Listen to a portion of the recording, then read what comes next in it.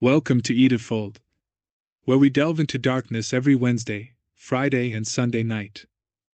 If you enjoy a late night, or even daytime chill, then please like and subscribe for more unsettling tales like this. Now, lower the lights, get comfortable, and let the fold of darkness pull you in.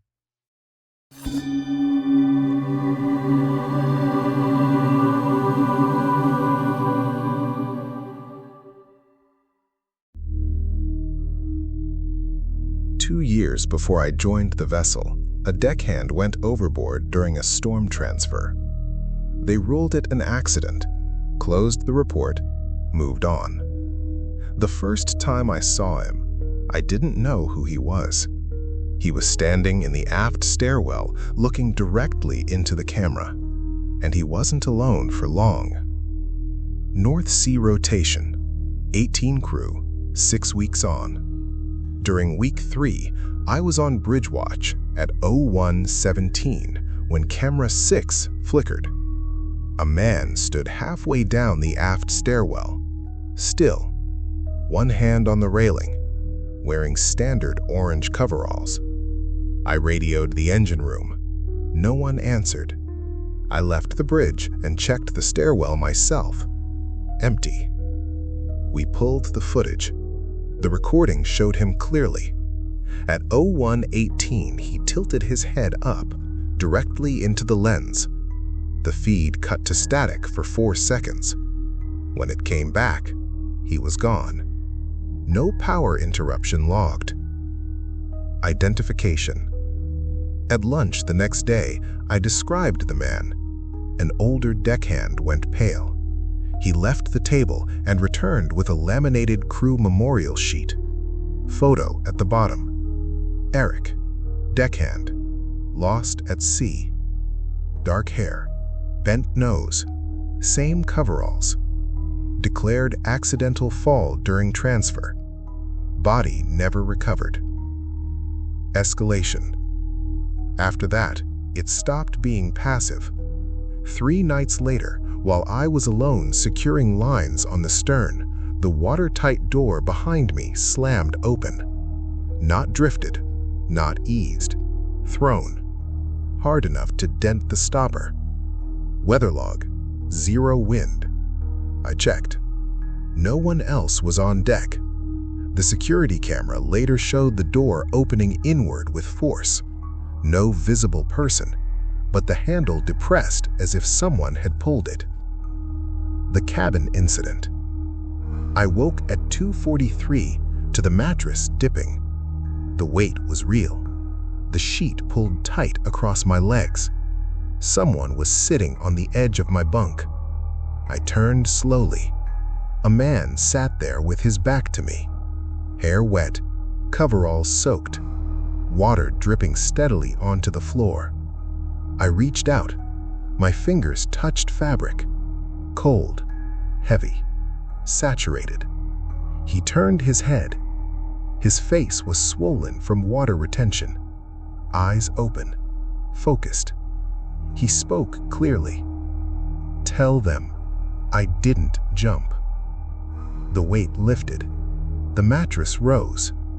On the floor were wet footprints, bare, leading from the cabin door to my bed. No return prints. Maintenance tested the water in the morning. Salt content matched open sea. My cabin was interior. No plumbing leak, no breach. They replaced the flooring. 2 nights later, the new vinyl buckled in the same spot. The final manifestation. 5 of us saw him in daylight. Clear weather, active transfer. He walked across the stern. Solid, water dripping from his sleeves. He climbed onto the safety rail and stepped off. We ran to the edge. No splash, no disturbance, but the metal deck where he'd walked was wet. 5 witnesses, logged as fatigue-induced visual error. Within 2 months, 4 of us requested reassignment. The official report still says accidental fall, but he came back to correct it. and he was not subtle about it.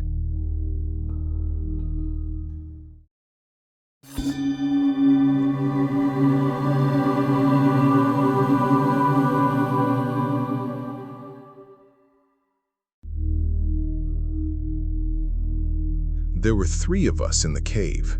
3 helmets, 3 headlamps, 3 radios. But when we did the comms check, 4 voices answered, and the 4th one knew our names. We were at an abandoned limestone cave system in rural Japan, previously used for mining before World War II. Locals avoided. We weren't thrill seekers, we were documenting old infrastructure. 3 of us descended with mapped routes and safety lines. At 2:22 p.m., we reached the first chamber. Standard comms check. Kenji? Copy. Riku? Copy. Daichi? Copy. Then, I'm here. None of us had spoken. The voice came through all 3 radios simultaneously. Clear. Male. Close to the mic. We froze. Kenji said, "Who said that?" Silence. Then static.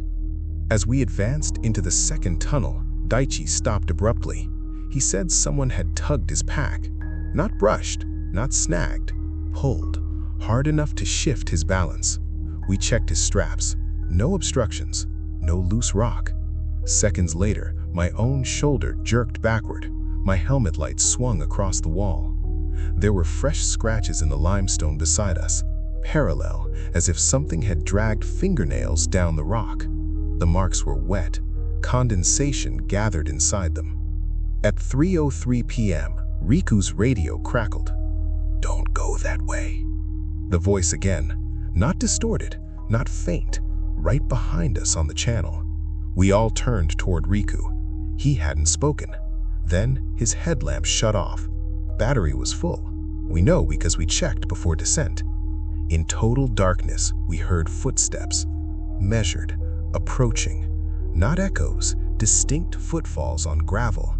They stopped directly behind me. I felt breath against the back of my neck.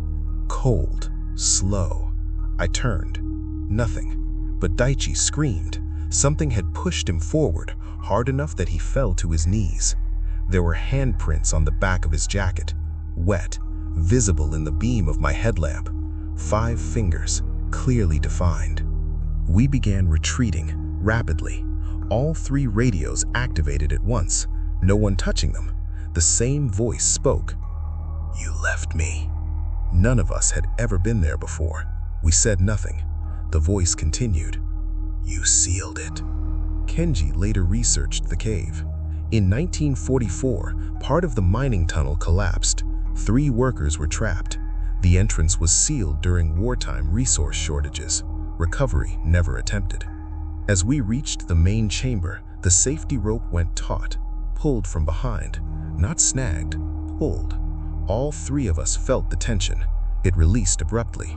We ran the rest of the way out. When we emerged into daylight, Daichi's radio was still transmitting. We heard breathing, heavy, close, then one final sentence. "Don't close it again." The battery died instantly. We reported equipment malfunction, but back home when we reviewed the audio recordings, there were 4 distinct voice patterns. 3 matched ours. The 4th did not. It spoke during gaps when none of us were transmitting. The cave entrance has since been permanently gated. I've never gone back, but sometimes, late at night, my old handheld radio activates on its own. No power, no batteries, and I hear gravel shifting, followed by breathing. Slow, patient, waiting for someone to seal the entrance again.